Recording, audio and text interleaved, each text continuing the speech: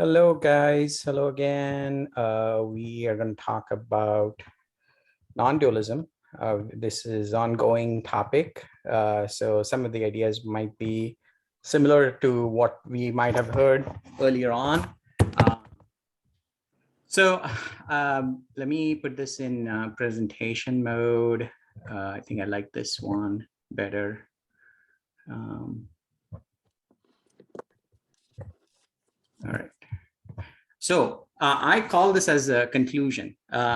It can be perceived in multiple ways, conclusion. It can be perceived as end of a series, or I want to take this more as a, almost like a, when I look at non-dualism or Advaita Vedanta, I feel like there is something there that kind of gives us a sort of like a model of like all kinds of things that, you know, as a human conditioning, we are trying to deal with. By the way, everybody here, you know, I remember some folks from India had joined last time. So we all are on a journey here, right? So some people are experts in Vedanta, some are not. So I am trying to present this as if we are all new to this. I myself am new to this. So I'm learning along with you guys.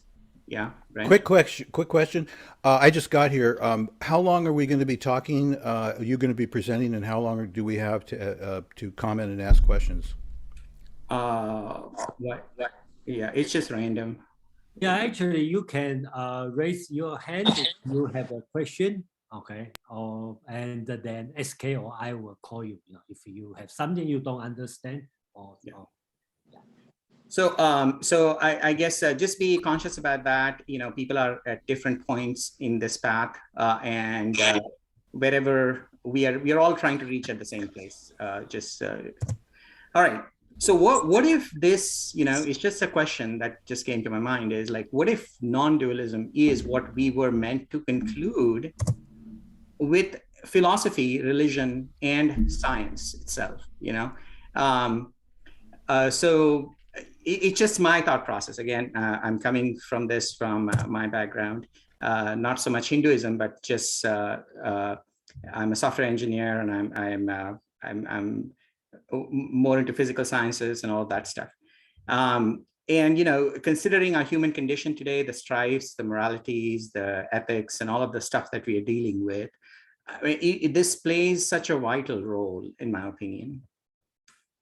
So, what is the conclusion? So I'm going to start today's thing with the conclusion of non-dualism.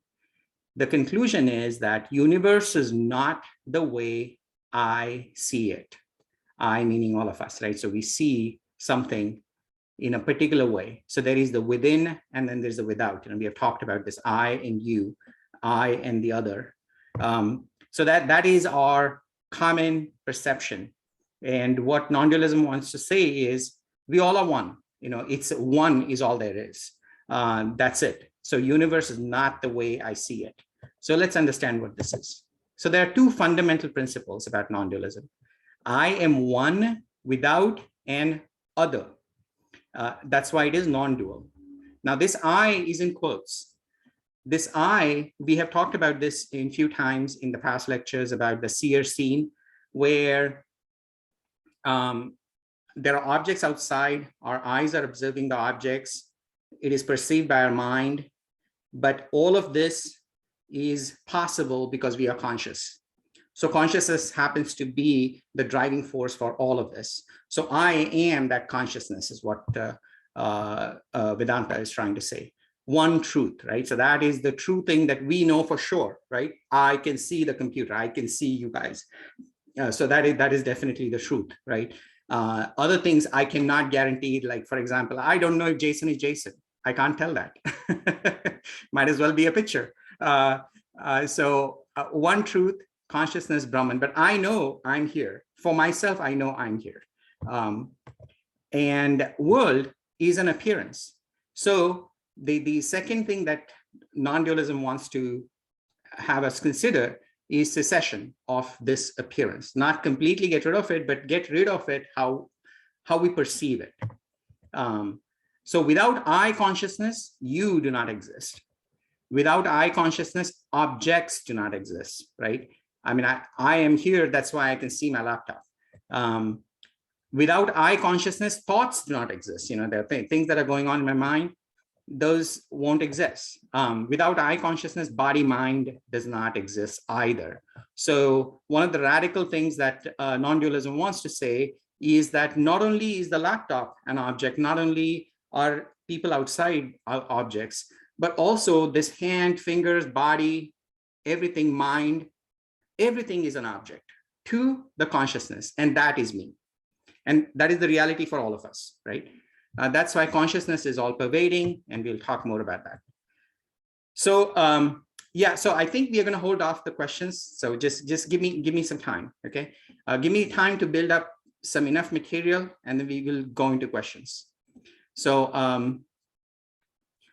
so the idea is that we are all made of consciousness. So we come out of consciousness and we go back to consciousness. So that process keeps on happening. The whole universe dies and comes up, birth and death, and that has been happening for eons. And it's the analogy is the clay becomes a pot. Pot itself is an illusion, is what non-dualism wants to say. Pot has no existence per se, but it exists in the form of clay. So it's a form, and it has a name, right? And that is what we see the world as. But once that is destroyed, it only exists for a certain amount of time, it again becomes clay. So the ultimate reality is the clay. And our story is the same, consciousness, we come out of consciousness, the whole world comes out of consciousness. When we are awake, we see the whole world. That's why that's where the philosophy comes from. Now, Vedanta as a philosophy, right? So this was one of the questions that came up last time, a couple of times actually. But maybe you guys don't remember this, but philosophy as per Vedanta is very personal, so I think Greek philosophers did the same thing, where, it was all about how it impacts me. It is more to look within, trying to answer the questions about the world, looking at oneself, right? And the three important things that the Vedanta wants us to look at is Shruti. Shruti means what is written in these Upanishads. Upanishads were written like 1500, 2000 years ago, right? Those were written with tremendous understanding of what the world was at that point, but a lot of the content that is in Upanishad is very much relevant even today. And it puzzles human mind as to the kind of depth they go to understand human mind and how we think. Has nothing to do with God, but it starts out with God, right? Okay, so Vedas are the foundation of Hindu scriptures, and it is filled with gods, 33 million of them. We're not short of gods. But what it wants us to do, Vedanta wants us to do, is to transcend that, to really understand that this God is within us. I am it. And that is what it is trying to, so the idea is you take one of these propositions in Upanishad, or what Upanishad is trying to say, hear it, Shruti, Yukti. Yukti means logic. You have a learning attitude towards trying to get a deeper understanding in this. Not so much as like, oh, wait a second, it is conflicting with my beliefs, so I'm going to try to put it down, right? I mean, that is certainly is not serving anybody's purpose, neither my purpose nor your purpose.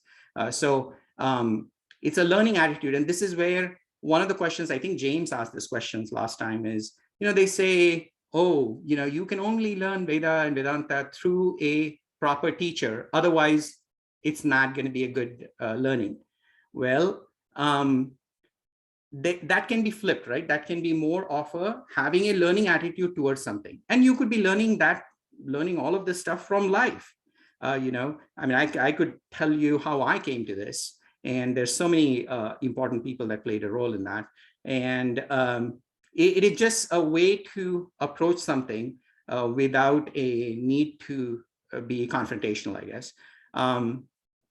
And anubhuti means, how can I apply this in my own life, right? That is how the philosophy in Vedanta tries to be, at least they want us to use it like that. Also, every good, bad happening is path to evolution and can serve as a teacher, as we saw. So, the picture there, you have this boy brushing his teeth. So, and the mirror or the reflection represents the world. So you see some problems. You see, oh man, there's spinach stuck on my teeth, or something or the other, right? So you're cleaning up your face, right? So when you're doing that, you're not cleaning up the mirror. You're not going and wiping the mirror. You know that is stupid to do that. So you put the brush on your teeth, you clean yourself. And that is the whole idea here, right? So when you see a problem out there, come back to yourself and look at how you are going to either resolve it or try to approach it differently. So that is so teacher can be a multitude of things. Teacher can be just anybody on the street. Of course, you want to protect yourself. Teacher can be situations. Those are the best teaching moments. So ultimate purpose of life, analyze oneself to analyze the world, as we saw.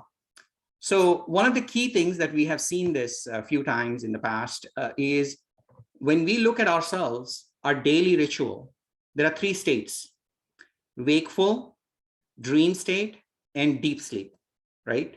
So this keeps on happening to us. Every day we wake up, sleep, there's dreams, and then there's deep sleep, right? So those keep happening. So remember that, and that is going to play a lot of role throughout our lecture. Proposition from Upanishads is that there's only one reality.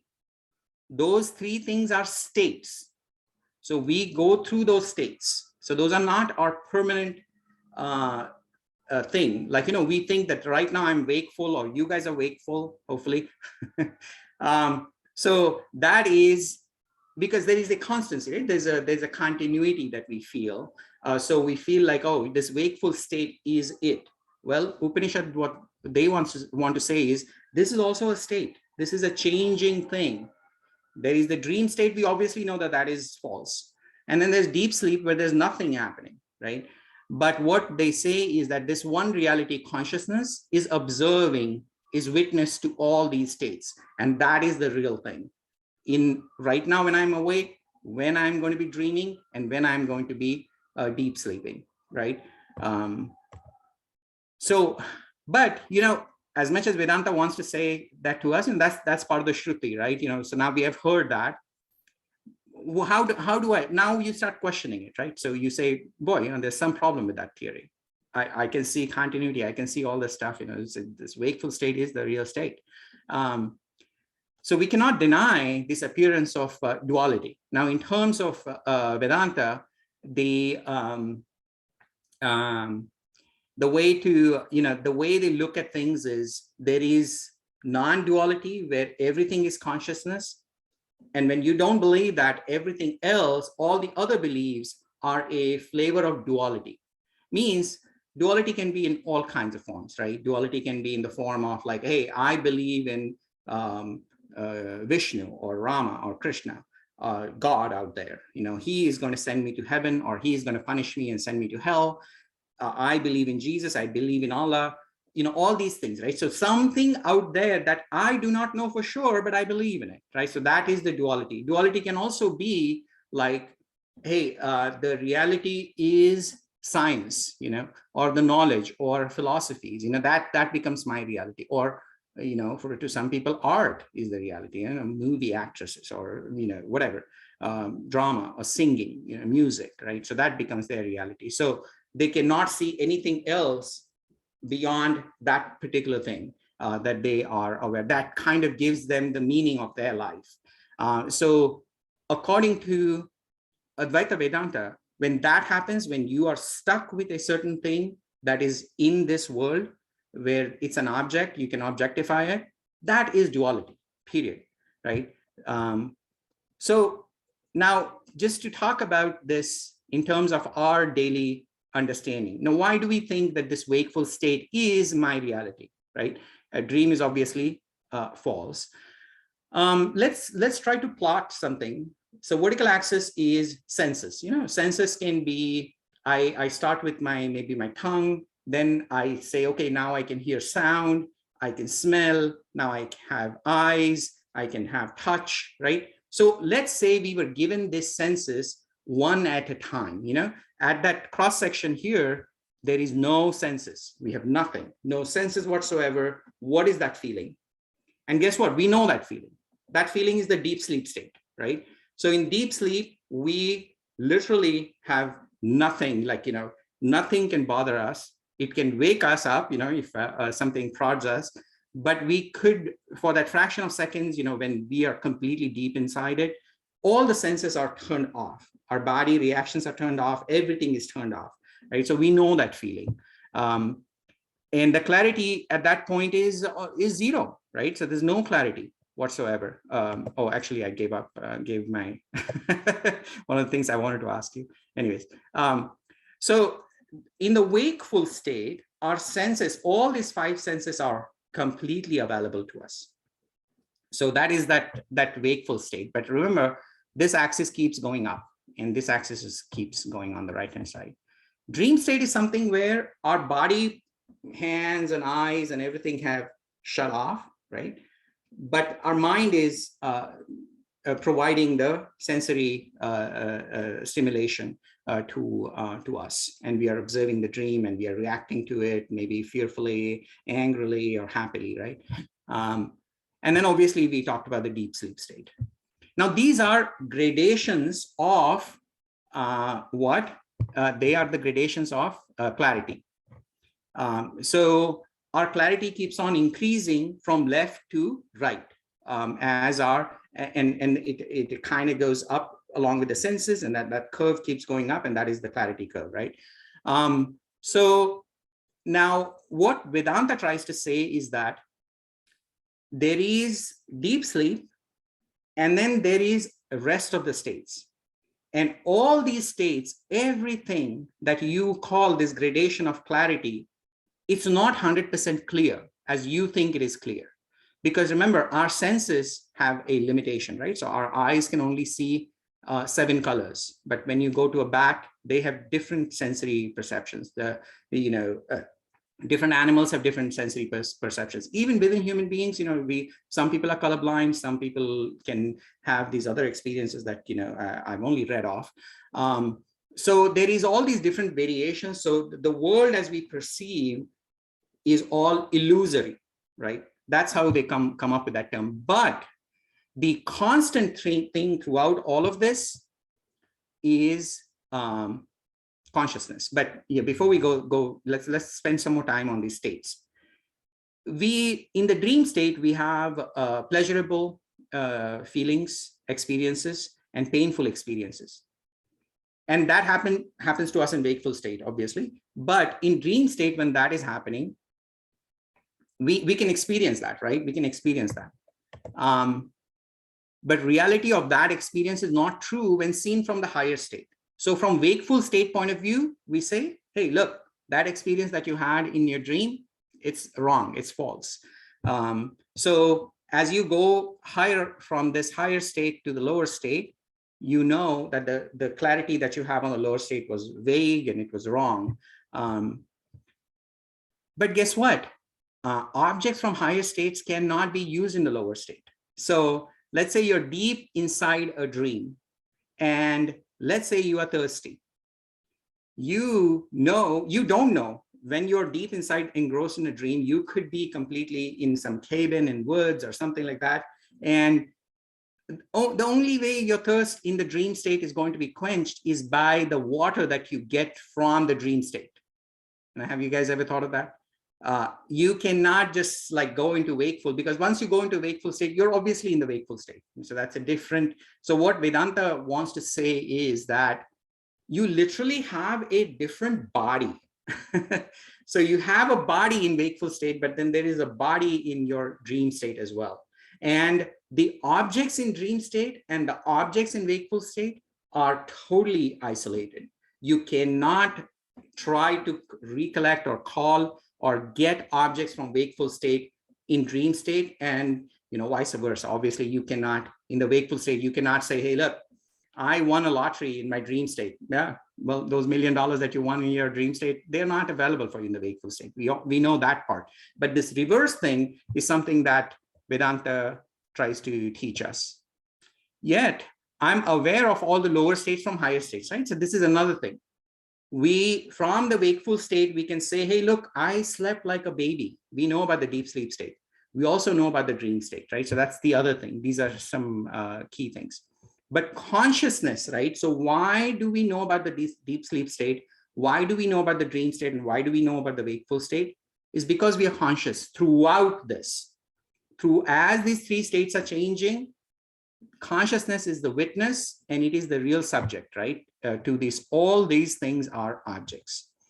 And consciousness is required thing for these three states to happen. Our daily occurrence of this that is happening, if we are not conscious, none of this thing happens, right? And none of this matters at that point.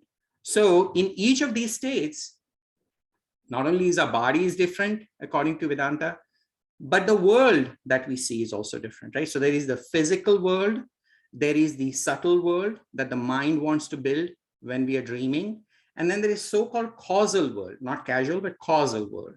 Causal world means that it's a potential world. So when you go in deep sleep, everything shuts off, but it doesn't go away. It's sort of like a seed state available for everything to arise from it when you wake up, right?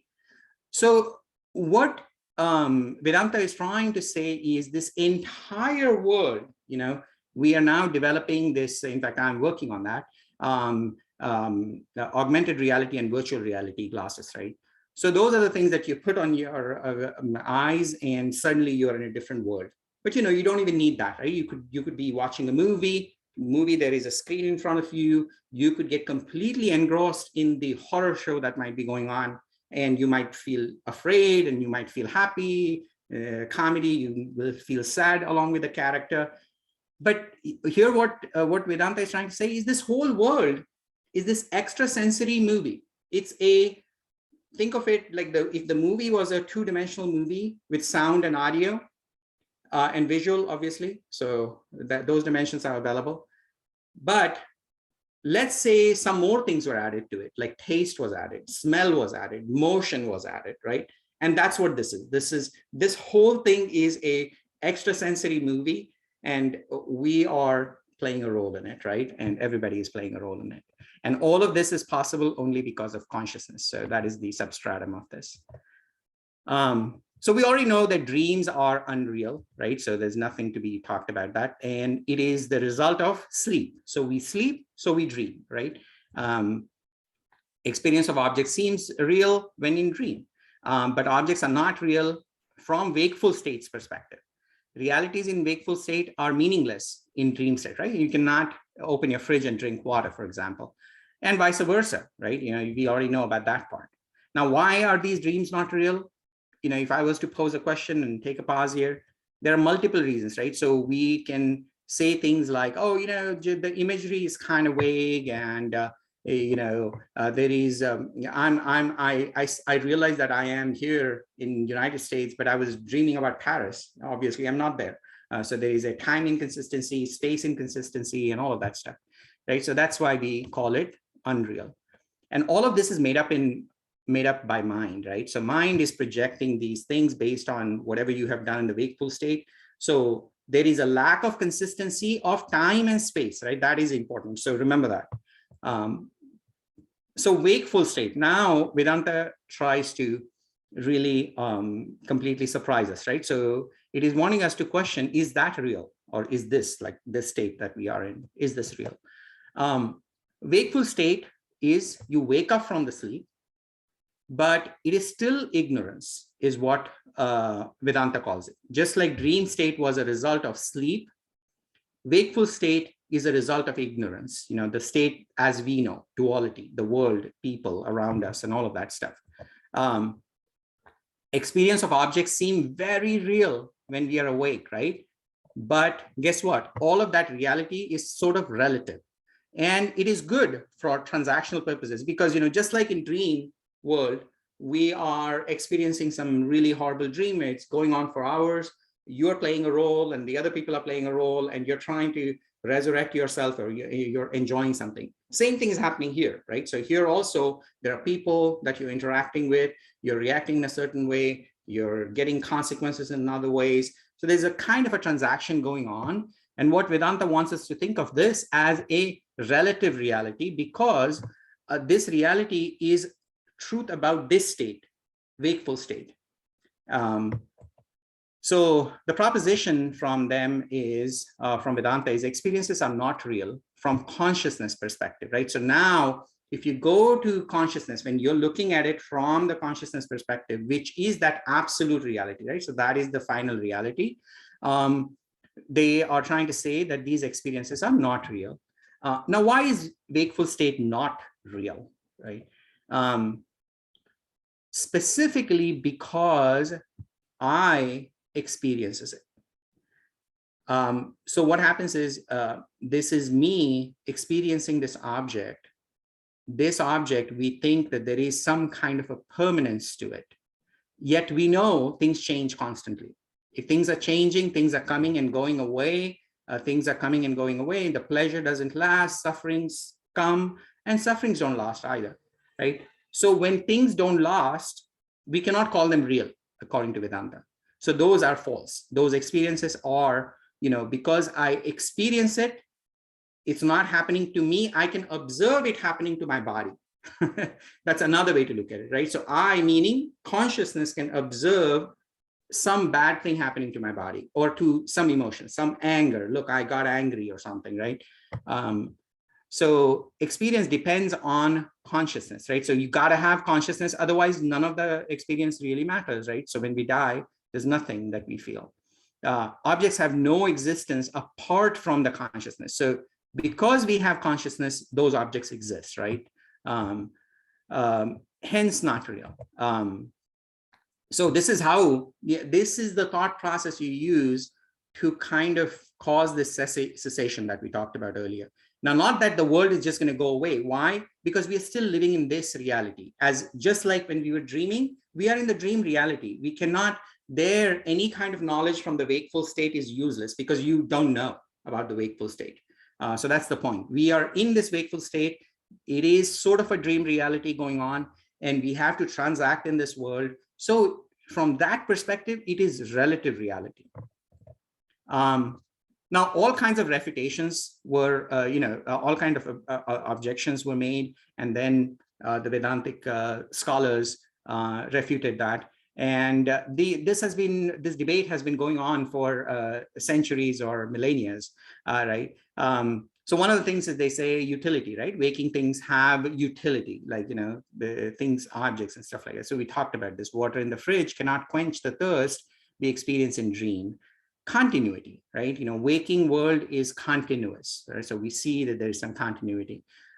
Dream world seems continuous, very much continuous. When you are saying about the dream world from wakeful perspective, but the best way to compare this is apple to apple, right? So I'm in the wakeful state, and I seem to find a continuity in this thing that I see out here. Well, you cannot be looking at dream state from wakeful state. So you got to be in the dream state. So when you are in the dream state, everything does feel continuous, right? So that's how they refute that. And wakeful world is completely forgotten. So it's as if wakeful world never exists. So there is a discontinuity of the wakeful world from dreams perspective. So there's this beautiful story about this king, I think his name is Ajatashatru or something. Anyway, so he looks at a sleeping man and he says, hey, like to his colleague or a friend, that, hey, look, what do you think world means to this person who is sleeping? We are in this world here. What does it mean to this guy? There are similar stories in like Buddhism and Zen and stuff like that, where one of the nirvana reached person, I guess, bodhisattva, I guess, he questions this, right? He says, hey, I dreamt of the butterfly, but did the butterfly dream about me, right? So, I think maybe in one of the sessions that Jason has done, maybe you might have heard of that, Juan. So there is this externality, right, about the waking world. There are things available, right? And we can actually count them, that's what we say.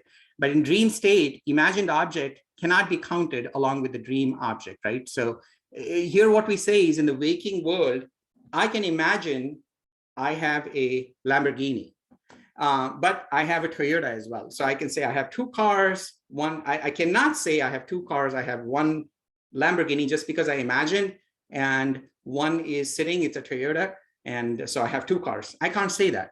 That is what they mean by this externality, right? So there is an object. So there is a car. Imagine car is wrong. Guess what? This is exactly true in dream state. You can do this exact thing in the dream. I could imagine something, and there would be a dream reality, which would actually be an object in the dream world, right? For us. Clarity. Waking world is clearer than dream. And we talked about this, right? So memories. So if I was to reminisce about something that happened to me, let's say a week ago, or a year ago, or 5 years ago, or 50 years ago, as you go back in time, those memories, the way we present them, the vagueness starts playing an important role, right? As we go back in time, as much as this whole thing seems real and clear, those are very vague. So the fact that we say that the dream world is vague, it doesn't mean anything. Dream might as well be a memory at that point, right? So memories feel vague, be it about dream or wakeful. So the real clarity is now, right now, as I'm seeing you guys, I see Jason, I see others, I see the laptop, I see everything. This is the clear world. This is it. This is the clarity. And why is that, right? Because my consciousness is here available. Whatever I'm remembering is part of my mind. So mind collects all the memories. We perceive them in a certain way. It can cause us some anguish or happiness, whatever. But that is all constructed by mind. But consciousness is here, right? So here and now, and that's why this concept of here and now is so crucial. And from Vedanta's perspective, you can actually have a very good sense of the thing that we hear constantly in the New Age spirituality about here and now, right? So you got to be here and now. What does that mean? Why is that so important? Why is that important is because we love clarity. We associate with clarity. This is what gives us happiness. And that's why here and now is key. So that's why I like Vedanta, because it kind of starts explaining things that seem so good to us, when we hear about them. Why is that good, right? So, all right, so there's that. So body moves in space, right? So there is the space and time, mind moves in time, just like I mentioned right now, but both require consciousness. Consciousness is steady. It's immune to space and time. So as if space and time were created out of consciousness, so we created them because we know I'm here, I'm not there. You are there, you're not here. This is the space conundrum, right? And time. Right now we are talking about this. Something happened yesterday. So there is that, and all of this is possible because I'm conscious. I'm conscious about my body being here, not being there, right? So that's why they say space and time sort of comes out of consciousness. So consciousness is spaceless and timeless. So what is this? So we talked about the dream state, which is the result of sleep, and then we wake up. That is the wakeful state.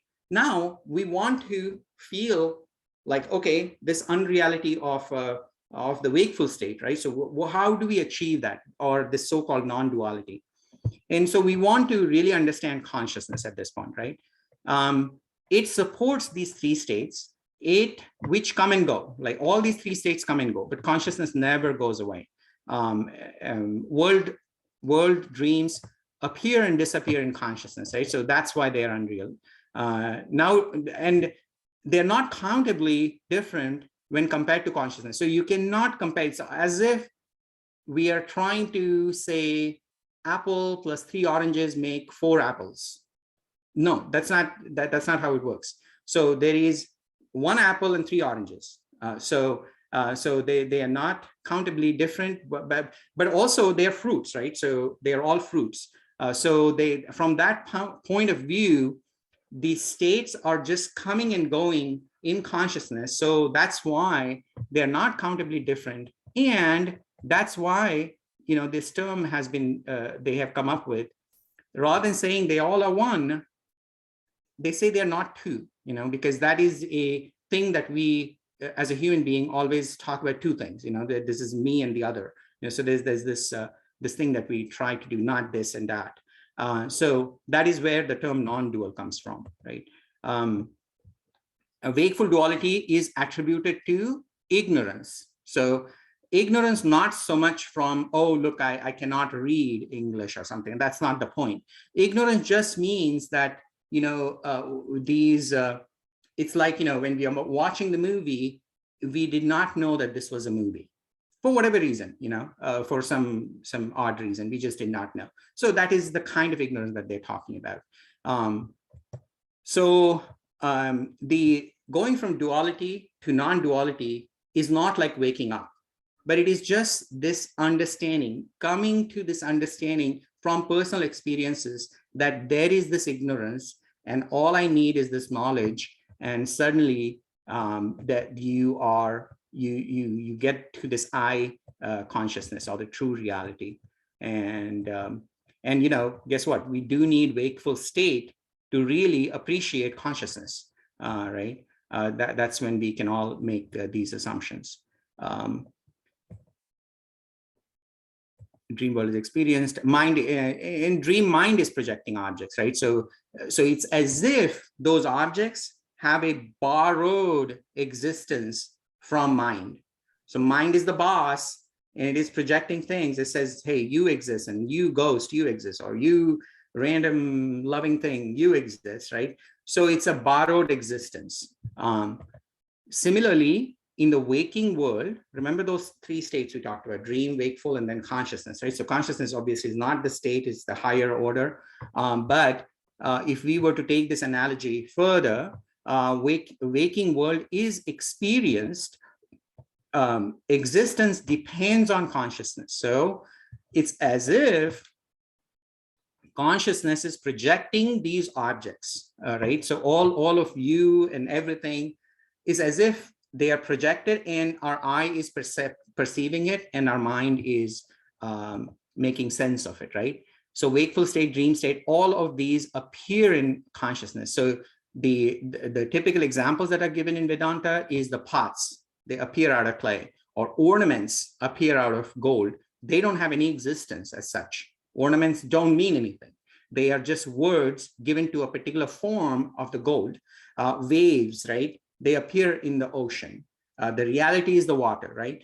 But waves have no existence. They come and go. And so that's how we are, or at least the duality that we see in the world. Now, so you listen to what Upanishad has to say, you question it in your own time, contemplatively, but it is all of this is phenomenological, right? So you need to experience this, and we can experience this. We are conscious beings, so it is about us.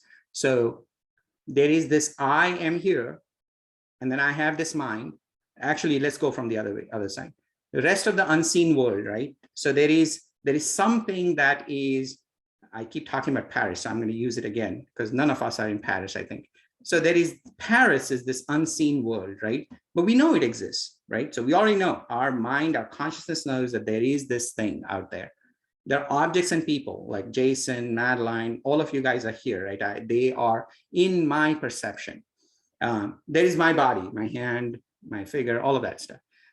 My senses, my eyes, and then my mind, and then I am observing. So my consciousness is shining as if all of this. Now, if we were to take away Paris, if Paris was just gone for whatever reason, does it impact me, my consciousness? No, it doesn't. Objects and people, right now we are in a meeting, you all are going to go away after some amount of time. Does it impact me? No. Same thing, body, right? Body in our deep sleep state, body is, like we said, it doesn't, or even in our dream state, right? So our body is completely shut off, right? Our physical hands and eyes and all of that stuff, they are not moving, they're not doing anything. Yet I'm conscious about what I'm watching in the dream state.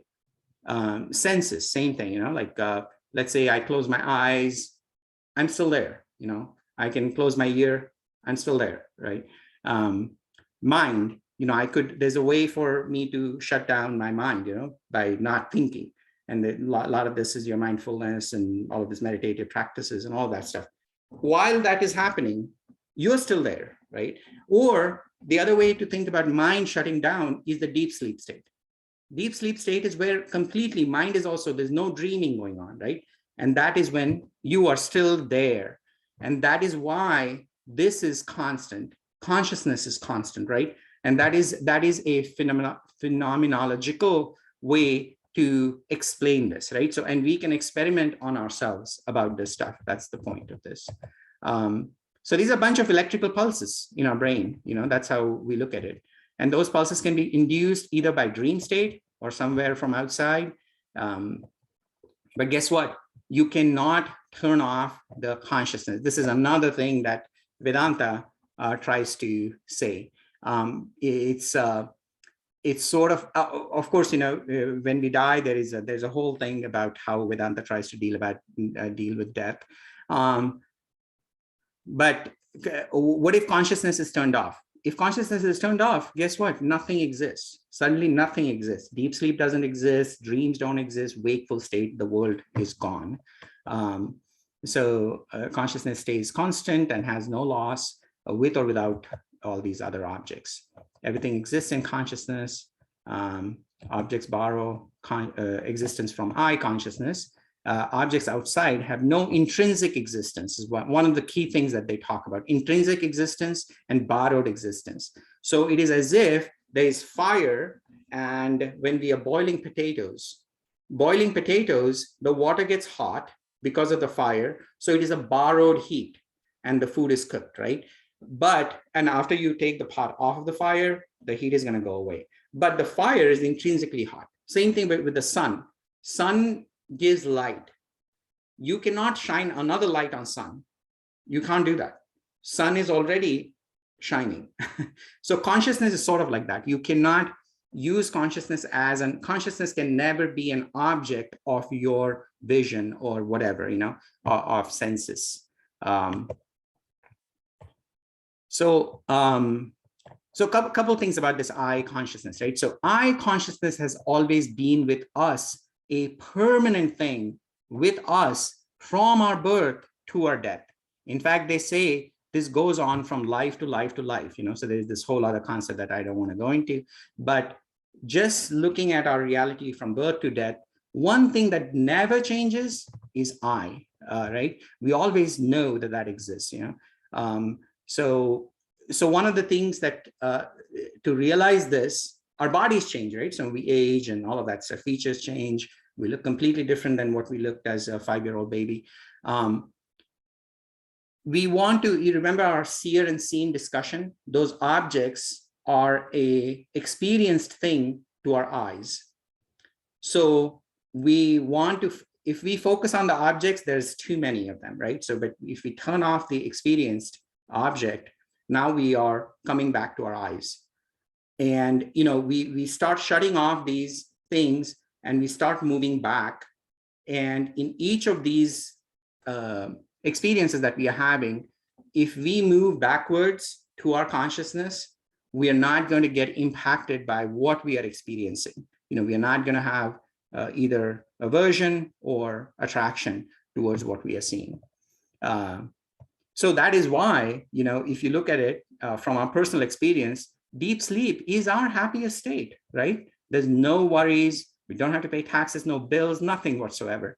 Deep sleep happens to be our happiest state. In fact, why? Because there's no objects there. There's nothing that is bothering us. These objects do bother us.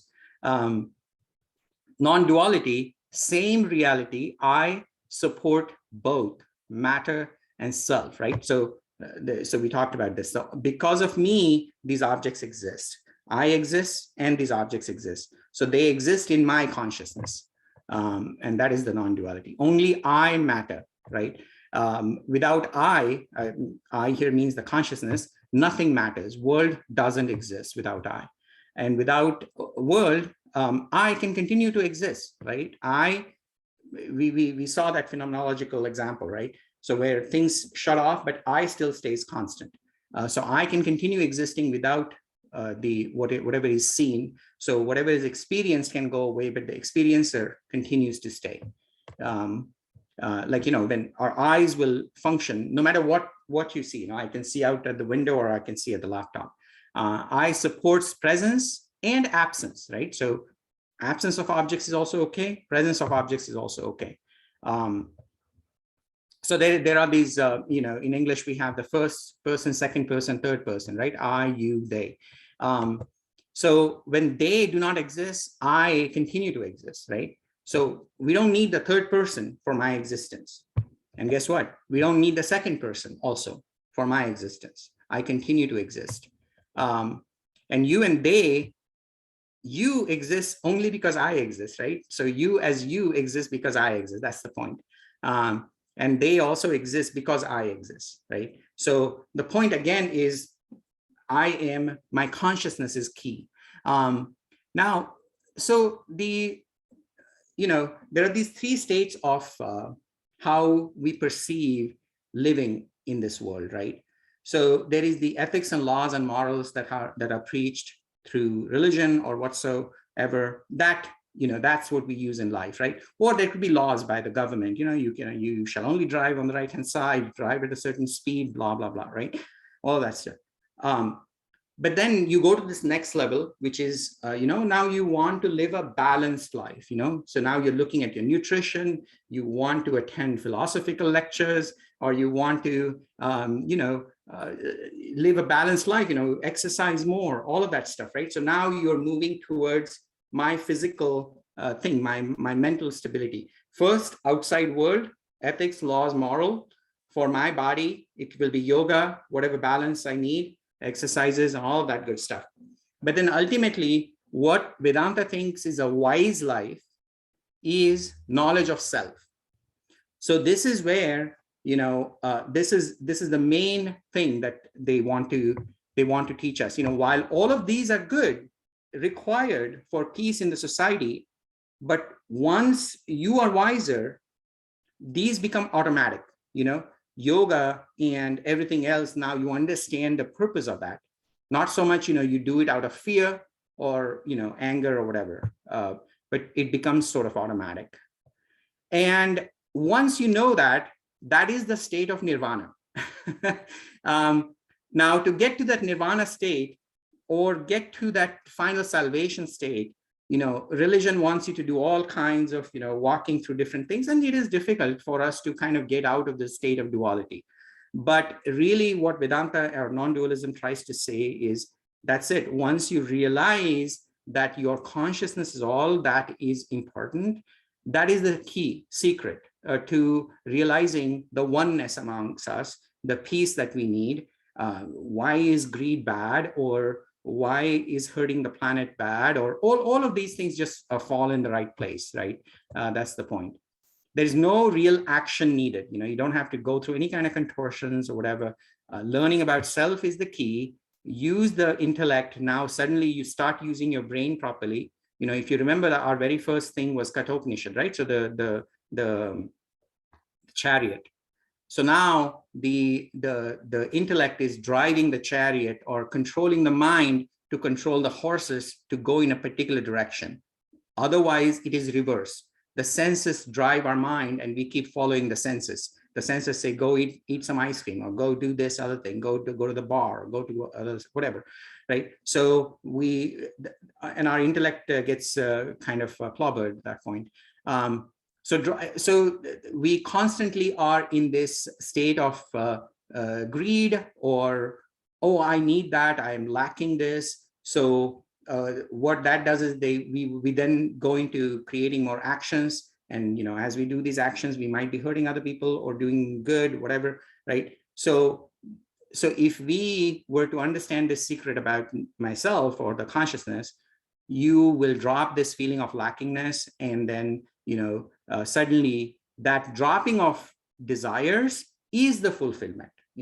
Ultimately what we are looking for is feeling fulfilled, feeling satisfied, and that is what gives us the happiness.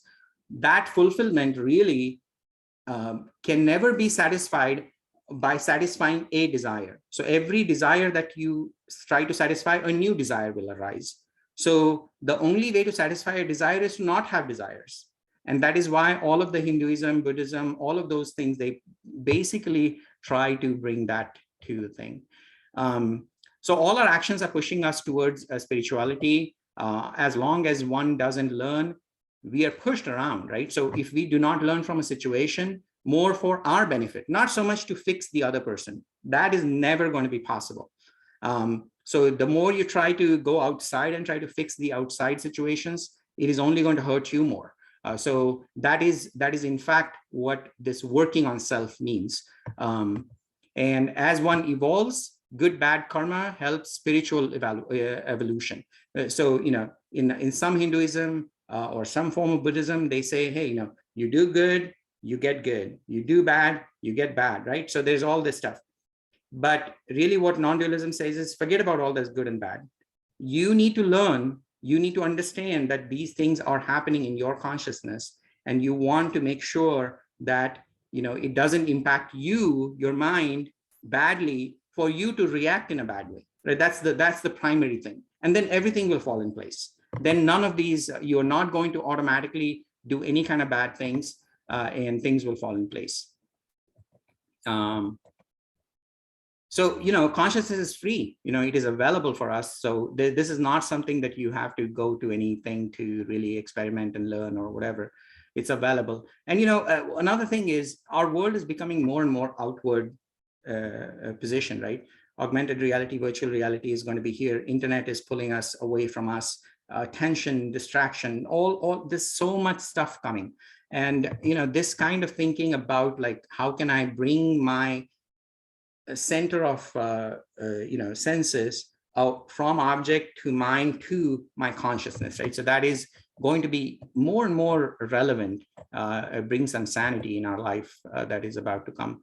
And all these religions that today, as they exist, they seem to cause more harm than and they seem to be more, even Hinduism, right? So it is more buried into rituals and dogmas.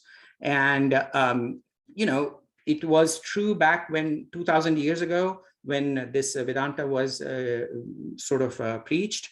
It is true today. If anything, it has gotten worse, right? And many of us are driven away from religion, when in reality, if you look at any religion, even Christianity or even Islam or any of Hinduism, the ultimate people who we really respect, they have some form of non-duality. They assume, they think that everybody is one. Buddhism, Buddha, right? We call him the reached soul. And, sometimes we put all of these things on pedestal. Once we put things on pedestal, those are unreachable. What Vedanta is trying to say is we all are that. So we are going to, go to that part of the thing, back to our, this series, where that is one of the practices that they recommend. So anyways, so these are the different Hindu scriptures and paths. And in Hinduism also, there is enough amount of dualism. Very, very, very, very, very few people understand non-dualism. Most of the people, they think universe or how to understand life is through matter or some statue or this body, senses, yoga, or astrology, believe it or not. There's all these other things, right? But really nobody wants to, people want to go out to find answers, but really what Vedanta is trying to say is answers are within us. And these are the different thought processes. I'm not going to go through all of it, but these are kind of interesting. Anyways, so now is when we take a pause and let's talk.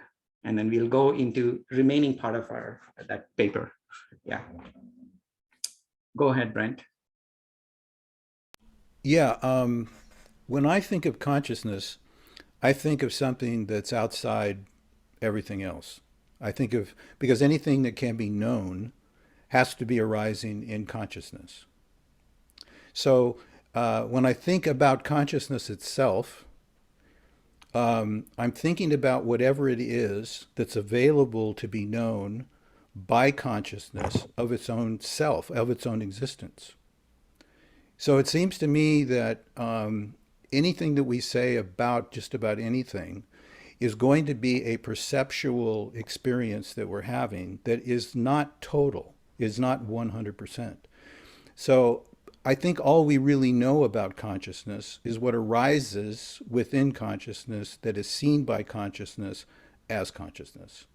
And consciousness, I don't see how we can describe consciousness so well as to say that we know exactly what it is and how it works. And so it's unbounded and all the superlatives that we would give consciousness. I don't think we really know those things. I think we're waking up. I think we're having experiences that are pointing to something down deep inside of ourselves where we all are one. I mean, I feel that. But the attributes, some of which you've given to consciousness, I don't know how anyone could know that. And I don't even know that consciousness itself could know itself so well that it would be able to express the totality of what it is to itself. So I like to throw that out. No, I think that's a very valid point. There are right now studies going on hard problem of consciousness. But then, funny enough, there is a hard problem of matter as well, if you know.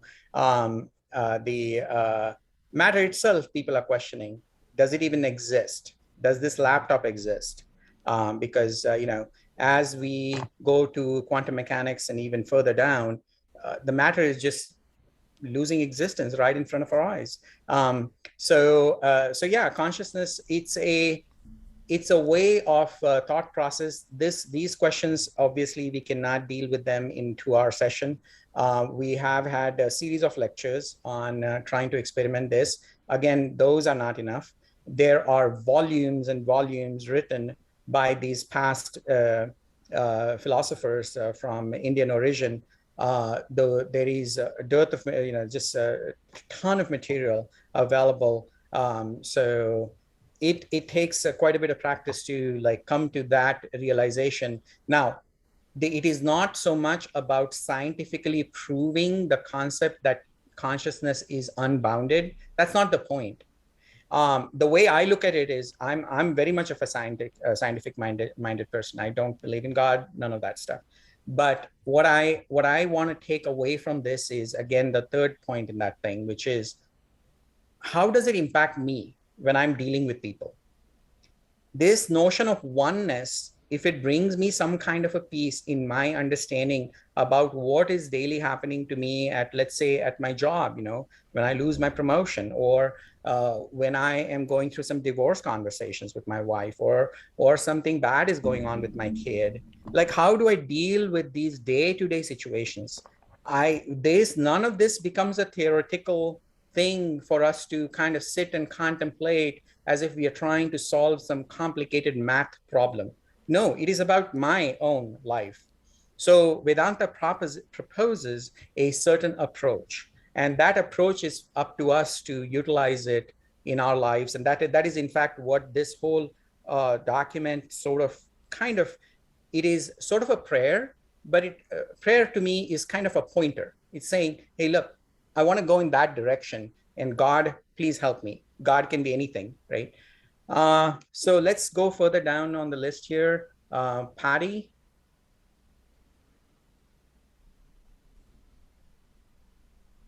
Hi. Two things. One, what you were just talking about. I just yesterday, I think, was reading an article about the fact that there's so many things they can measure now with a person who is ill and or dying, and there's a point at which technically they understand that the bodily organs have stopped working, and yet brain activity will continue for some number of minutes. Obviously, it doesn't happen in every case, because there's that case where somebody's brain dead before their body is dead. But so from that, the question arises, do we have the opportunity to be aware that we are leaving this state and moving to a different one, whatever that might be? So I just thought that was an interesting way of thinking about things. But Can I just add one thing there? So when we are talking about these states, right, even those few minutes after death, or whatever number of minutes you said, that notice all of that is happening in consciousness. That's what I mean. So consciousness is not something that you reach so much. It's the background of all of these things. Our wakeful state, as our dying process, post-death situations that you're talking about, dream, these are all coming and going in the background of consciousness. Yeah, and I just found that opened up possibilities that I had maybe not thought of, but I also find it in a way very comforting, and I'm not sure exactly why. You know what I'm saying? It's like it doesn't have a value to it, but no, that is very much. In fact, I think one of the things about this whole Vedanta practice, it is trying to address our most fundamental fear. What is our most fundamental fear is death. And if I was to, we might talk about some of these Upanishads later on, maybe, is they are proposing that there is no death. There is no death. In fact, we were not born either. Well, that's what I mean. The idea of transition, I think, is what is suggested to me, not whether beginning, end, or that sort of thing, but that concept of a continuum that is way beyond our ability to comprehend. To comprehend, but also remember, I think Jason is going to cover this in the next 3 lectures, the state of nirvana, right? Hinduism, we constantly want to come back to this reality, this world, this, despite all the suffering and the problems, right? But Hinduism's goal is, or Buddhism's goal, or Vedanta's goal is how to not come back.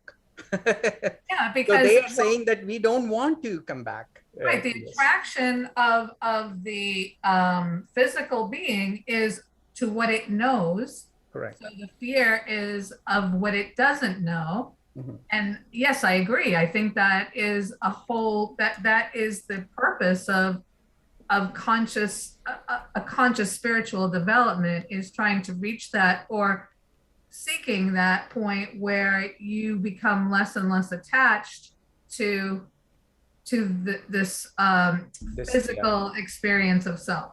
Correct. You got it. Awesome, Patty. Thanks. So on that level, the other question, because I was trying to figure this out when you were talking about the dream thing, and I think the experience I'm trying to place on this continuum is, I think it might be called lucid dreaming. And the way I experience it is, and it doesn't happen very often, but the idea is that, it is thought that most of what our dream life is, we're not even aware of. It just is happening at a very low level. But there will be occasionally, and it's very often at a time when I am trying to make a transition or understand something, and something makes me aware of a dream that is about to happen or is happening. The dream is not particularly logical in a way that I would appreciate as a conscious person, but the awareness is that I'm supposed to pay attention. And I don't know if that is somewhere on your scale and I just missed it, or again, something I carry with me. The whole point of that is that stays. It's like a piece that stays after I wake up. Correct. So I think one of the key things to understand is non-dualism is not talking about in any way or shape or form about analysis of dream. That is not the point. The point is dream state is false. Do not spend any time on your dream state. And guess what? Do not spend any time on your wakeful state. Let's say Jason says something bad to me right now, right? I should not be spending any amount of time trying to analyze why Jason said bad thing to me. So what they are trying to propose in Vedanta is that not only is your dream state false, this reality that you think is true is also false. And that is where they want us to take you into this space, which is totally different. There might be other things that help you analyze dream, But that's not the point of this, right? So this continuum is for you to understand that all of this is happening in this consciousness of me, my consciousness, your consciousness. You're conscious, that's why these dreams matter to you. But you're giving reality to something out there. That dream is out there in your mind. That's not you. So Actually, forget no, about it. It's actually very different. And I know what you mean by trying to analyze anything, but a dream in particular, because I get very frustrated with people doing that. This is something different. It's sort of like almost like something wants to emerge from one level of my consciousness where I'm not aware of it into another level. And that actually happens in the process. This is not something that I project afterwards onto it. It's almost like somebody woke me up for a lesson, but I'm still asleep, and I know I'm still asleep, and I know what I'm watching isn't real, but the message is, it's like I say, it's like sort of on an elevator from one part of my consciousness that is completely buried. Now that is really awesome. I mean, that is, unfortunately, I'm not a dream expert, and I don't think Vedanta covers any of that. So, all right. So Patty, I think, thank you. That was really awesome. Yeah. So let me move on to Jason. Yeah, I just have a quick question on the non-dualism or Advaita. I think this philosophy is rejecting the dualism, right? And what does the dualism mean? Is it the my body dualism or? What is dualism? Okay, great question. Awesome. Dualism is anything that makes me, me, you. Whenever there's a me and other. Now, other forms in lots of ways, right? Other forms in, let's say, in terms of, the other is, for example, it could be God, the God is in heaven. So it is space and time. We always point upwards to the sky saying, hey, God is up there. Or God is, you're going to go to heaven after death, time. So suddenly now is not what we focus on. There is also another thing about, oh, look, this problem is happening and I'm helpless. Somebody is going to come and save me. This sense of helplessness where a savior is going to come and help me is also dualism, where there is something else. So somebody else, rather than me taking the ownership. So that is one aspect. The other is whenever some problem happens to us. So this is a God perspective, right? So I think some of us don't believe in God. So our life's problems, when we look at our life's problems, we immediately want to point fingers outwards. That's why this is happening. And those guys are the ones. That is the problem. So this doesn't solve anything, but it creates this animosity between me and this other, which definitely doesn't solve the problem. Plus, there might be some fault in me too that we refuse to see, right? So that is another thing about dualism, where we are, dualism can also be about, like I said, hey, the meaning I get for my life is from the violin that I play. That's it. And this person cannot, for eternity, talk about anything else other than violin. Well, there is more to life than violin, right? So violin is just an object. While that is good, this is also dualism, a sort of dualism, right? Some people are very much attracted towards learning about new things just for learning's sake, reading. Some are voracious readers. They just read all kinds of stuff, right?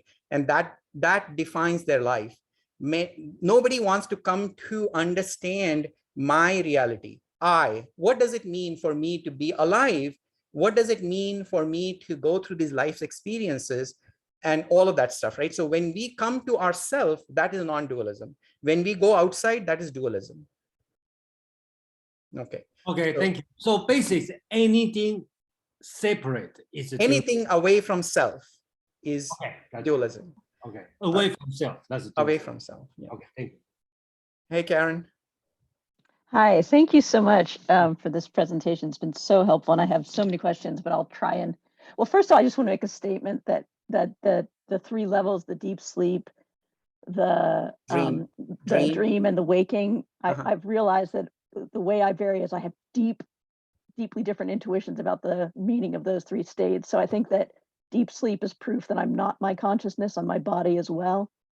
Because I don't think there's consciousness in deep sleep, but I wake refreshed and I have like marks on my face from my pillow. So I know that I've gone through a deep sleep, but my consciousness was not there. And dreams, I think, are proof positive to me that my mind is not projecting the world, because it's crap at it. I mean, it's so clearly there's got to be something external to my mind for the phenomenon that is my yes, shaped by the way my mind works, secondary quality laden experience to happen. It's not my mind's doing, and sleep is just, dream state is just proof positive that of the limitations of consciousness, right? So that's kind of interesting, because it seems like there's a journey there where you're kind of taking it to highlight the centrality of consciousness. Right. So can I address? Those three states to me are just proof positive of the lack of the centrality of consciousness. No. So Karen, can I address this thing about consciousness that you mentioned? Yeah. That is a very common belief, right? And that was my belief too before I started understanding this deeply. Is we think consciousness means whatever we can see or are aware of, right? So in our common beliefs, deep sleep is when we are not conscious at all, which is what you think as well, right? That's what you said, right? Yeah, because consciousness is defined as consciousness of, right? Right. So an experience. Right. But this is where Vedanta, these questions have been pondered like thousands of years ago.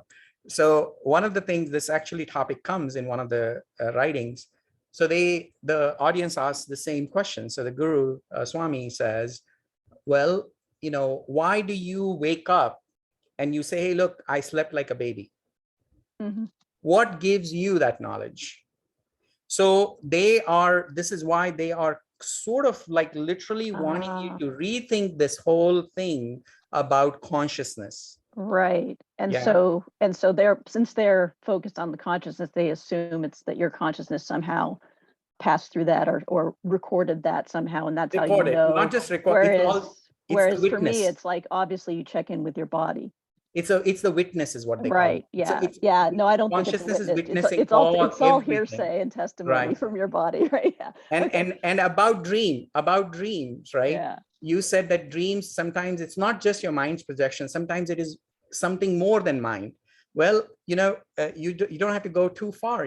They look at what psychoanalysis and all of those guys say, right? We have these different layers of conscious, subconscious minds and all of that, that somehow whatever we observe, right, they kind of get contorted, and mind tries to save these different odd versions or weird versions of them in our memories. And then those are the ones that start playing a role. So really, it is mind that is pulling things out and really having a fun with it in the dream state. And it is projecting all of this. And one of the things, yesterday, me and my daughter were discussing, one of the movies that really, really I love and I do not understand is Mulholland Drive, by David Lynch. It is a weirdest dream movie. It's about dreams. But anyways, so she watched the movie and then she had an afternoon nap and she dreamt. And in her dream, she was explaining all of this stuff. So, I mean, I think, so some of the things that she was saying was kind of like what you were saying. It's like, Dad, this is not something that my mind made up. This is something like, I don't even know how it showed up in my dream. Oh, no, what I'm saying is that dreams really feel like my mind making stuff up and projecting a reality. And that reality is so lackluster. And so it's not very good at it. Even if I'm fooled by it, I'm not really fooled by it. And it's, so it's like, it's clear to me that then when I wake up, I'm realized that my consciousness can, my mind can only do so much. It is really limited in creating a world. So the world of the waking life cannot be a projection of my mind, because I've seen projections of my mind. I see them every night when I fall asleep, and they're also it's like you're flying across the country at 500 miles an hour because you're in an airplane, and then you get down on the ground and you're like running as fast as you can only make 25 miles an hour or whatever, and you're like, oh, I just, really, I need an airplane for me to go that fast. So I need a world for my consciousness to experience, a fully The dream colored, reality. no, a waking reality. Waking reality. okay. Yeah. But so my question was though about those. Yeah, it was just interesting that was the path of the argument, because I have very deeply different intuitions. But it just really does again strike me as this is a deeply solipsistic worldview. So I'm wondering if you can say maybe more about the Brahman or how this is. So if you destroy the distinction between self and other by just retaining self, it seems like the dualism still there as a ghost, right? Because there is this self, there's this my consciousness. And so how is this not just the belief that the only thing that exists is your mind, or your consciousness? I mean, isn't part of the story that even your own consciousness is somehow an illusion and that there's something bigger? Yep. I think you're jumping the gun, and you're stealing my thunder. Because it does sound pretty bad right now, right? You're absolutely on the completely that is the final teaching of non-dualism. Non-dualism is also bullshit. Okay. So what they conclude further out is, so and this happens in Buddhism also, by the way, right? So they talk about things for you to give you some equipment to kind of help you reel yourself out from this unreality or this wakeful state that we constantly are suffering through. So they tell you things in terms of what you can understand, but then they realize they tell you that even whatever we gave you is also not something that you got to hold on to. So this is going to come up in Buddhism too, when Jason is going to cover that. So the nothingness or the shunyata that they talk about, they later on, the final thing that they say is even shunyata is not there. The nothingness is also not there. So that final thing, the final crutch that you're holding on to, that also you have to give up to finally reach there. So yeah, I think you're on the right path there. We'll cover that at some point. So who is the next person? I guess Halpern. Your audio, you need to, can't hear.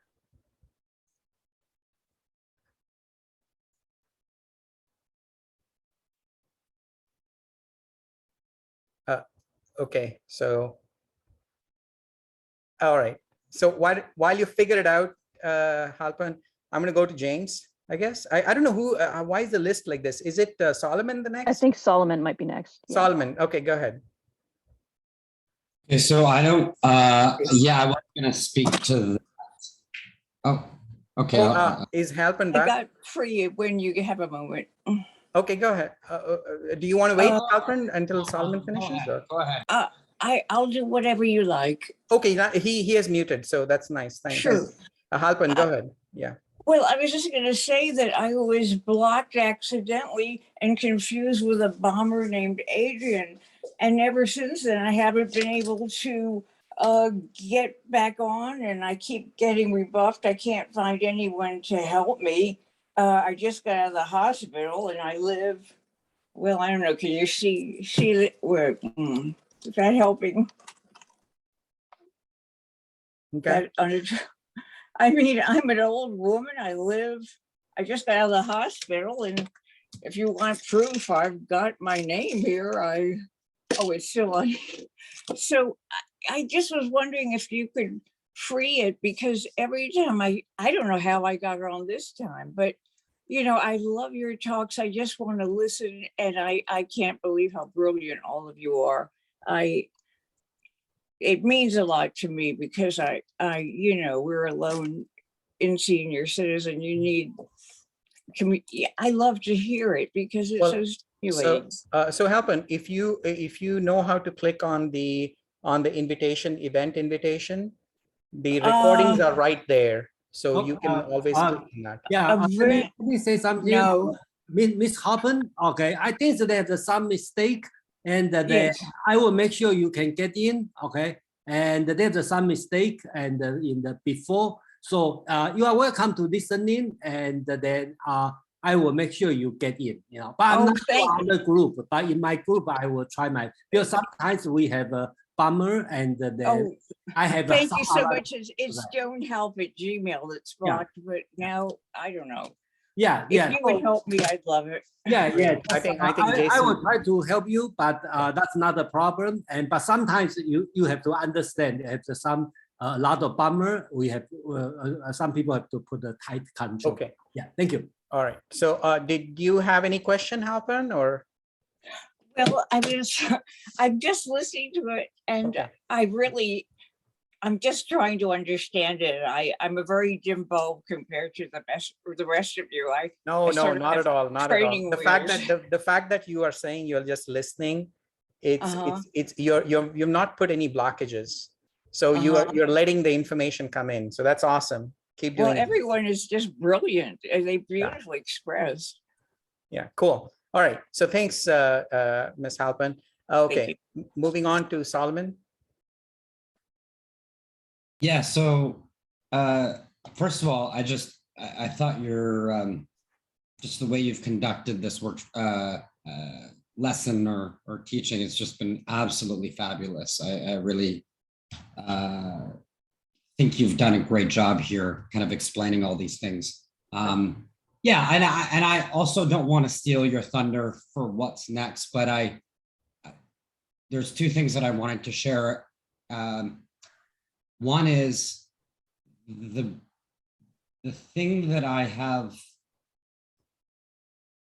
really realized now in going down the non-duality rabbit hole is the difference. Someone said it, this is not my idea, but the difference between description and prescription. Description and prescription. And I think you'll probably get into this, but the chaos of prescription, or the delusion of when we start prescribing after we describe. So that you might speak to that. And then the second thing I wanted to say, which kind of speaks to that a little bit, is the metaphor of like water and ocean, right? And this idea that if you realize that you are a part of the ocean, you are kind of a droplet in this ocean, you're actually, well, the first response you might have is, ooh, now that I know I'm a droplet of water. No, can I pause just for a second here? So Solomon, this is not Vedanta saying. Vedanta is not saying that you're a droplet in the ocean. Yeah. Vedanta is saying you are the ocean. Yes. So very different. Very different. Perfect. So I'll go with that metaphor instead. If I am the ocean, there's nothing that can be prescribed to the ocean. There's nothing that can be prescribed to the ocean. Except what has happened is this ocean has related itself to the wave that comes. So it thinks that wave is the reality. So now the wave will need some teaching to make it realize, like there are all these stories about, how, if you remember Lion King, Simba had to be reminded, look, you are the prince. You need to go back and save your kingdom, right? Yeah. And there are all these different stories where people have forgotten their reality, and then they had to be told about what their reality was. So we are in that state, right? It's as if we are billionaires who just don't know how to access our billions. But if we don't actually exist, who are we talking to? Who are we teaching? Well, I mean, so okay, that's the fact that we do not. If there's no center to the experience, right? There's no actual ego. Okay, right? Then who are we talking to? Who are we talking to? Who are we prescribing? Who are we prescribing to? Correct. So remember, we have these layers, right? So there is the deep sleep, dream, wakeful state, right? So these are the three states that we at least know of, right? Yeah. So in the wakeful state, this is our reality. We know about the dream state, because we sleep and we dream and all that good stuff. But this wakeful state happens to be our only known reality as such, right? Now, in this reality, there are transactions happening, things are happening. And, we bump into each other. We hate other people. We love certain people. And we get sad when we miss certain people. And, we think we have to achieve, going to some place. Otherwise, our life is unfulfilled, or, job related issues. There is so many things that are happening in this sort of surface or the state of reality that we think is real. Now, in this state, Yeah. we need to be taught. We need to be prescribed, hey, look, there is this other reality. So I always go to this this book by Abbott about I'm going to forget the name, Flatlanders. So the book where all the characters are two-dimensional characters. So they do not know about this three-dimensional world. So when a sphere comes and goes up and down and the circle is moving, the square, who is the main character in the book, he says, no, this is stupid. There is no such thing as third dimension. So we are in that state, right? So we are in that plane, and we only understand that plane. We cannot accept anything that is not part of that plane. It's as if we are in a constant dream state. There's no way in our dream state, when we are dreaming about Paris and somebody comes there and says, no, look, you're not in Paris. You are actually in Los Angeles or somewhere, that is your reality. There is no way we will really understand that in that dream state. So that is where the prescription comes from. That is where all of these things, it is trying to teach this jiva. There was a lecture that we did 2 lectures ago. You might want to see this, is about who is this prescribed to? The one that is consciousness? No, this is not prescribed to that one. It is the little me that, that thinks that I'm part of this world. There are these other people who are really bothering me. It is that guy. But that little me doesn't exist. No, So it does exist. It does exist in our plane of reality. No, it only exists if you think, if thinking happens. You exist, right, Solomon? You exist and I exist, right? No, you are there.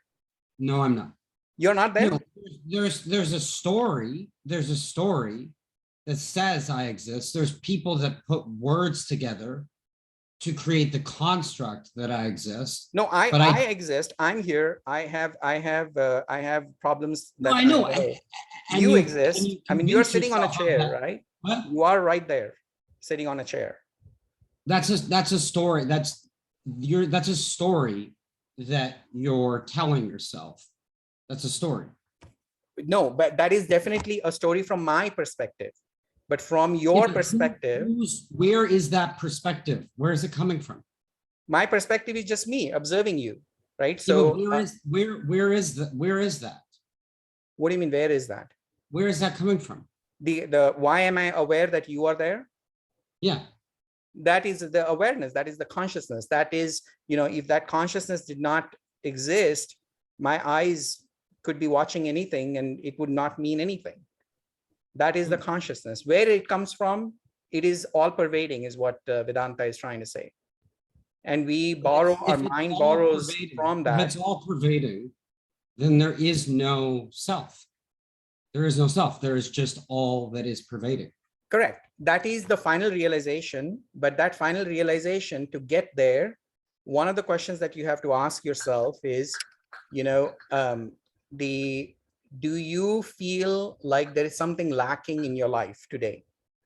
Do you feel like you need something? You need to make that payment to the mortgage. You need to make, are you worried about your job? Are you worried about your kids or whatever is happening in your life, right? So that state that you're talking about is that final state that, people reach to where nothing matters to them, yet everything matters in a different way. So we have that coming up, by the way. So I think it would be good. I think we are derailing this because I think we are talking about things that it is very hard to finish that in like 2-minute conversation. We have had like 2 hour, like almost 8 hours of presentation so far. That is definitely not going to be enough. There is thousands and thousands of pages written on this. So I would say, Yeah, no, I don't want to derail keep researching, Solomon. I think you're on the right path. So let's move on to the next person. I cannot tell who is the next person, Jason. Is that James? Okay, go ahead, James. I'll take it. Thank you. Yeah, next to excellent delivery today. What's your name again? Scree? Sorry? What's your name? How do we say your name again? Oh, Shashi or SK. SK. Shashi. Yeah, thank you. Yeah. So yeah, it was excellent. And you know, it covered a lot of the really important points that you know, sort of brought us back to sort of the center, which you're sort of talking about now. I wanted to get away from this idea of, you know, like imagined truth. I don't think the imagined truth part is really very useful. And I do like the concept of Atman Brahman quite a lot, but then I was exposed to the Upanishads when I was quite young. And so it feels familiar to me. And it probably was something that helped me in my overall self-concept. But what I wanted to talk about, getting away from this idea, but also another thing that motivates me is I'm not attracted to the other metaphysics, like the idea of moksha, the idea that there's something wrong with life, or there's something that needs to be replaced in life, or there's a need for a transition, you know, that a wonderful transition to occur, or something, any of that sort of stuff doesn't hold any appeal for me, partly because I've been rewarded in life. In other words, my own consciousness, I don't think I had a free ride or anything like that, but you know, in experiencing life, I think very much like you, you know, I feel like I've been rewarded just for taking the trouble to navigate things that have happened to me and things that have happened to others. And so without having to really have experienced a lot of unhappiness or a lot of anxiety, or maybe I was really good at covering it up. And what I see it comes down to is not so much that we retreat to the Brahman, but that we are able to deal with others. And others, whenever another occurs, we don't dismiss it and retreat to the Brahman right away.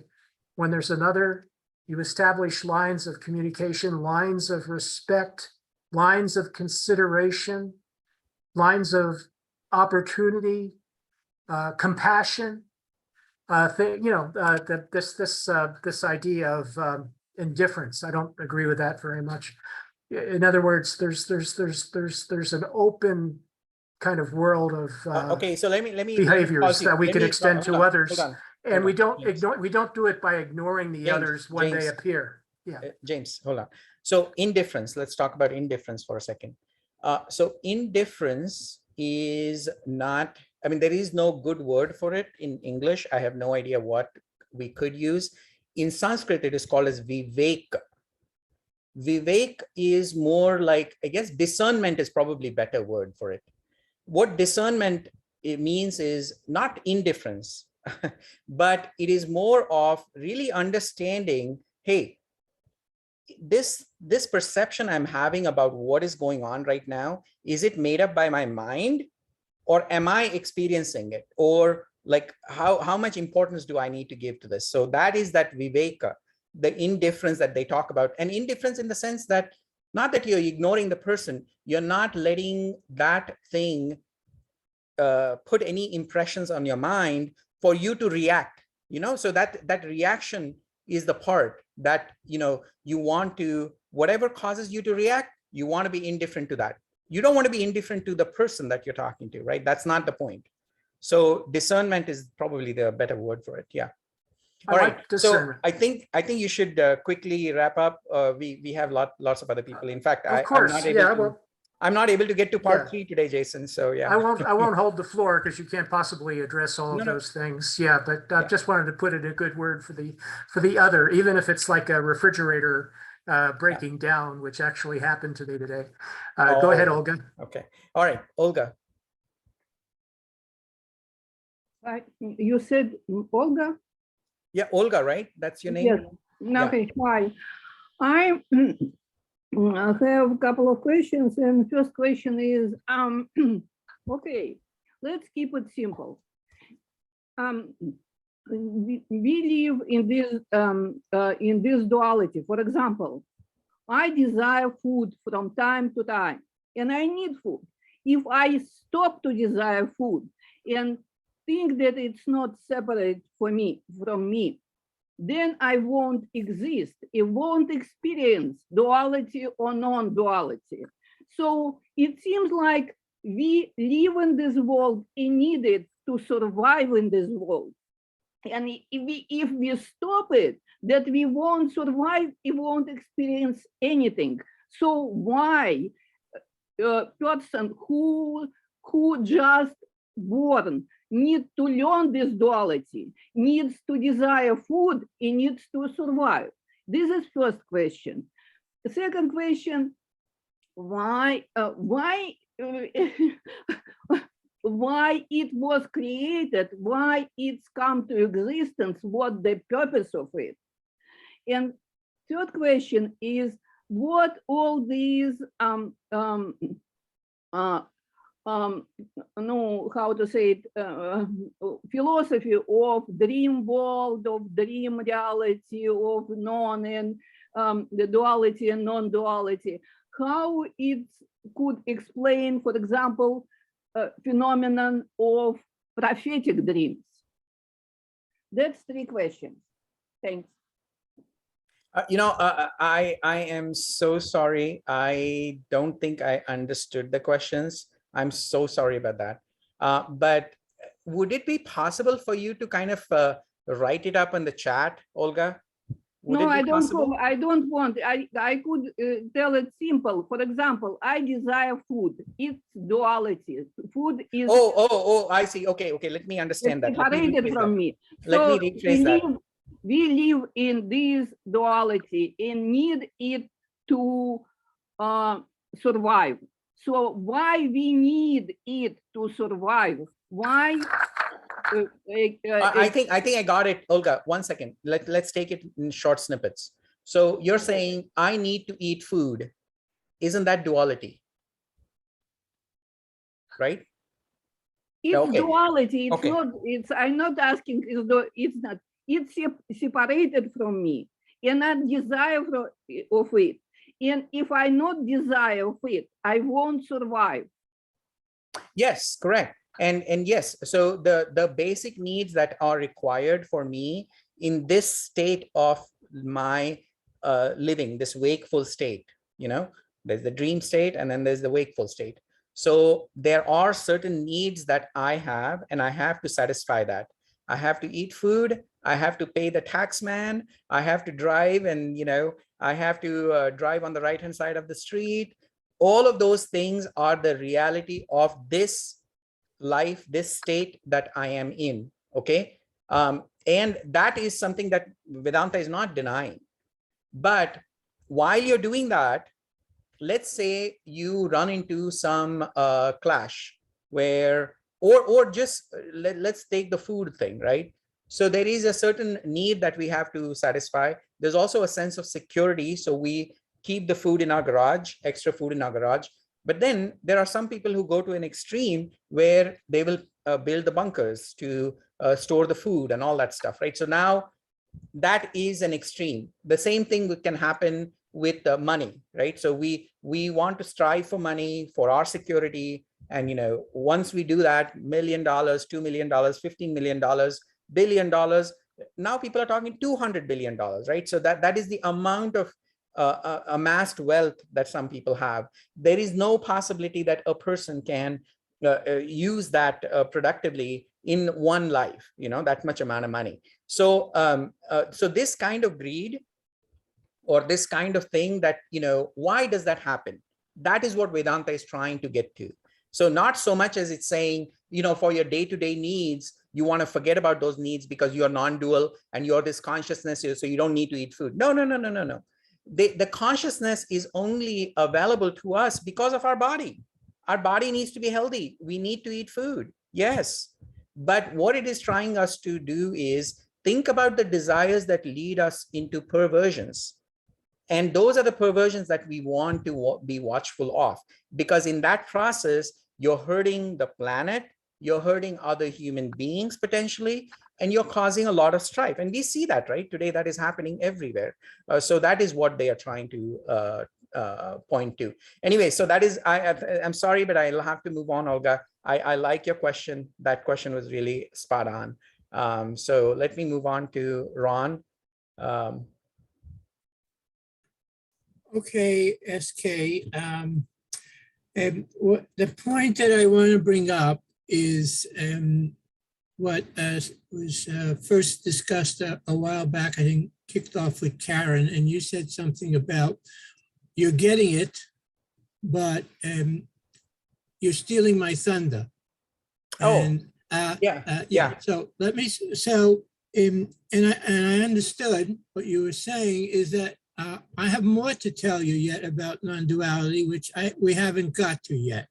Now, what I want to say is that having studied this and being very familiar with it, I think that it's more useful if you don't hold back on the thunder, because if you do, everything you say about non-duality can be very confusing. And I'll give you an example of how a different approach could do very quickly. I understand time's an issue here, but very quickly. Consciousness, if you use the word consciousness, I would, and this is, I'm following a particular non-dual teacher. It's not, I'm not making this up myself. A very, very respected non-dual teacher. Is when you're using, anytime you use the word consciousness, it's always going to be duality, because consciousness is a subject aware, conscious of an object. So there's a subject and an object, and that is basically the definition of duality. There's two. Right. Okay. So the thunder is to say that underlying beyond, or, words are, difficult, but there's something more than consciousness. So we need another word. Okay. So what the teacher usually uses for that other word is awareness, pure awareness. And the distinction is that consciousness is dual, it's conscious of, but awareness is not aware of something. It's just simply awareness, pure awareness. Now, I think that pure awareness is what you were saying is the thunder. That is the final way of explaining. No, that's not what I'm saying. I'm actually not saying that. Well, then, yeah, I think. Okay, let's give you the thunder. Okay, so here's the thunder. So the thunder is that consciousness is the final thing. There is nobody knowing consciousness. Consciousness knows itself. It is sort of like the sun, the light, right? So sun, you don't see the duality in that. If consciousness knows itself, I'm getting there. 1 second. So if you want to know something, you need consciousness. But to know consciousness, there is nothing we can do, about that. The consciousness is a part of everything that we do today. And that's how you know about consciousness. So how do you know your eye? Because you can see things. Obviously, you can go and look at the mirror, but really the reality of our eyes is vision. And because we see it, the eye exists. And same thing about consciousness. And, similarly, you cannot shine a light on the sun. So one of the things that they say here that I've captured here is enlightenment is removing the wrong notion that I am body, mind, not consciousness. So today's reality that we have is that this body and mind is the finality, right? This is my final state. So Vedanta takes it one step further, saying, hey, look, This body mind is the reality of this state, this wakeful state. Dream state is different and deep sleep is different. But all of this is happening in consciousness. So consciousness is the state. Now, Atman, which is also consciousness, is our inner truth, is always in. So, you know, this goes back to what somebody else was asking, is like, who is going out and trying to become spiritual? This Atman that we all have is already spiritual. But what drives us away from it is our mind, where, you know, we are objecting. We are not really looking at Atman. We are going out and following our senses, right? Finally, trying to reach that state can also become the final desire, right? And it can hold one back. In fact, this is what they're talking about, is let go of everything. So once you reach that state, where you start feeling everything is one, you have no more questions, doubts in your mind that James is me, Ron is me, Halpern is me. And we can connect with each other at a level where there is automatic compassion, as if like this hand, right? I don't have to tell this hand, I love you, but I know I cannot exist without this hand. Or so that is that I-ness that, you know, I was going to go into the part 3 of this lecture, that we are not going to be able to do that today. We will probably do a second session of this, but there is a certain element that goes in this I, why we love I, why we love things about me, you know, my face, my voice, my thing, you know, like my possessions. So it is in our realm of I. So as our realm of I can grow, we can start loving other people more. So these highly reached beings, you know, the guys who have reached the state of nirvana, like Buddha was one of them, Jesus was one of them, and a lot of these other messiahs. So all of these people, they have come to a state where there is automatic compassion.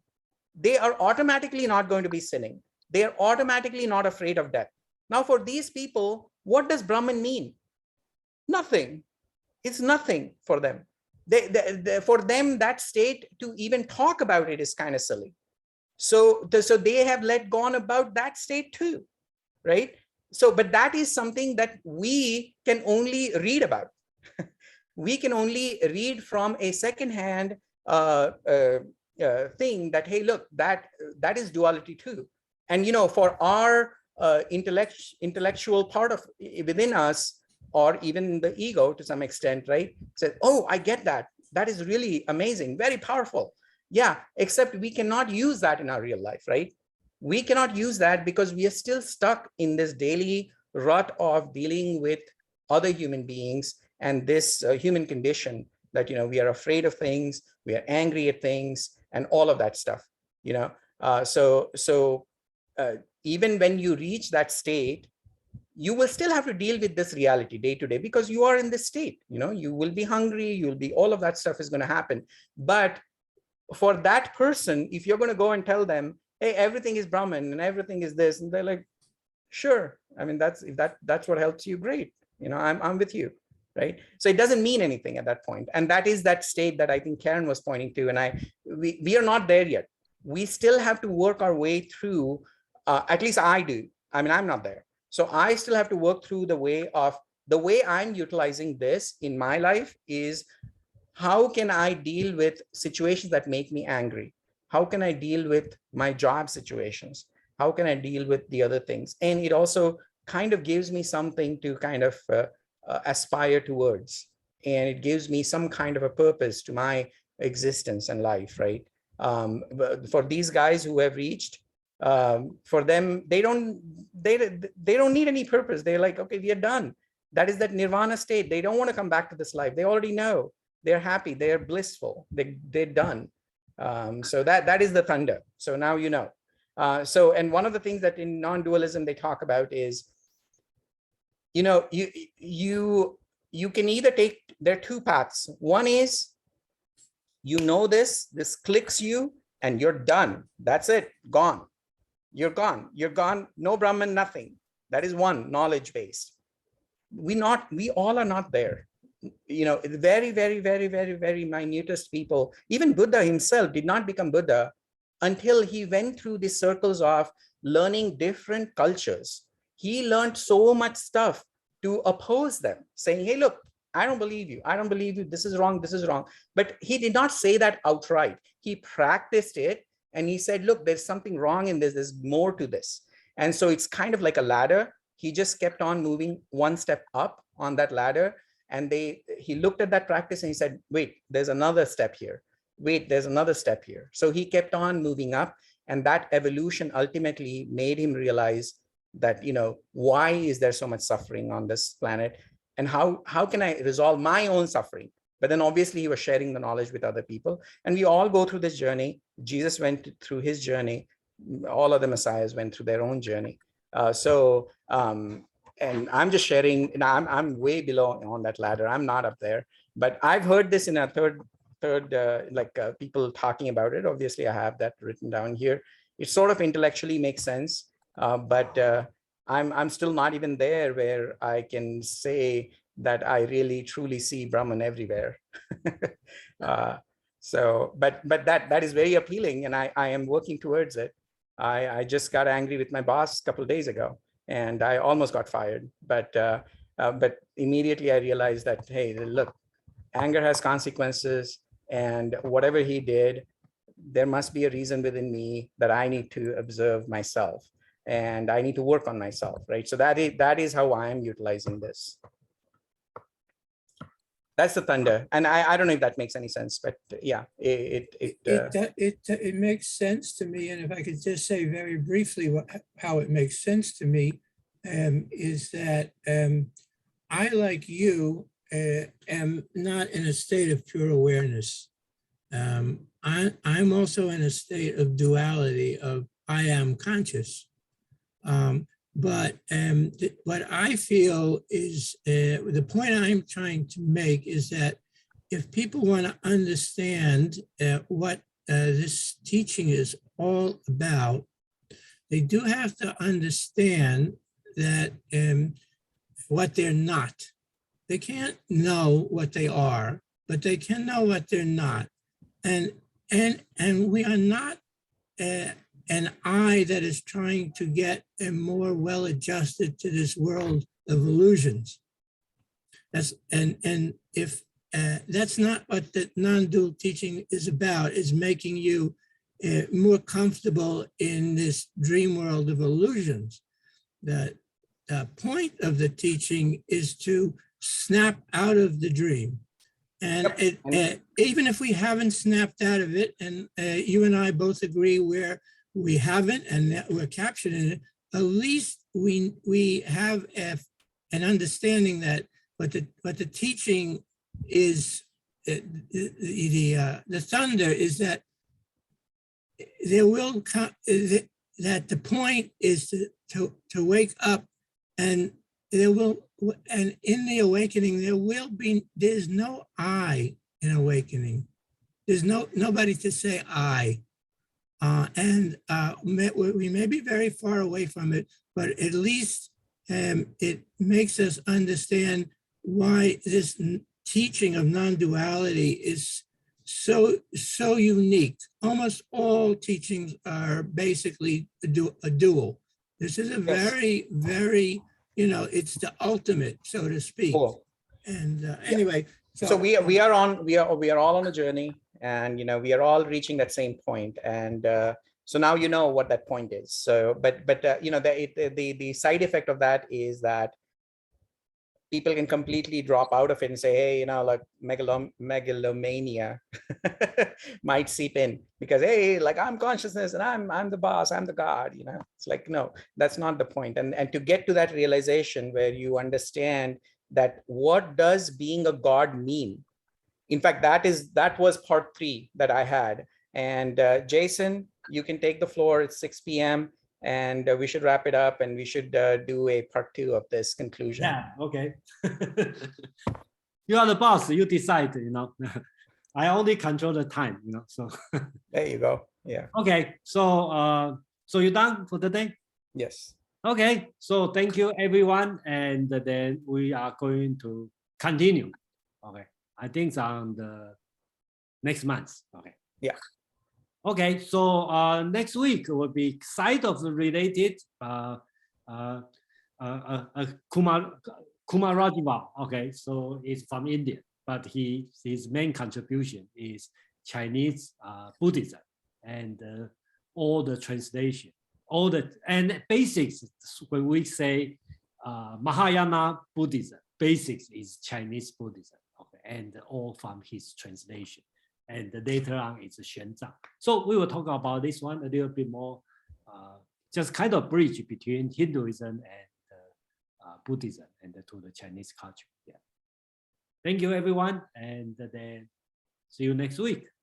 Thank you. Thanks, Darcy. Good night, Jason. Yeah. Thank you, SK. Okay. Yeah, thanks. All right. Bye.